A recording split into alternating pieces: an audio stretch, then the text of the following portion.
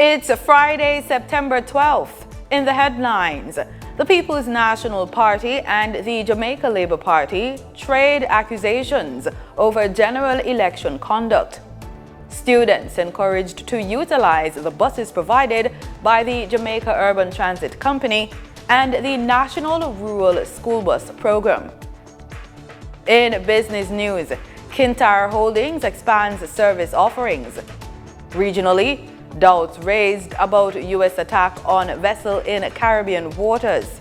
And in sports, Usain Bolt named Ultimate Legend ahead of inaugural World Athletics Ultimate Championship.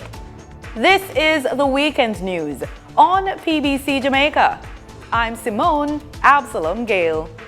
For the full newscast, head over to our YouTube and Facebook pages.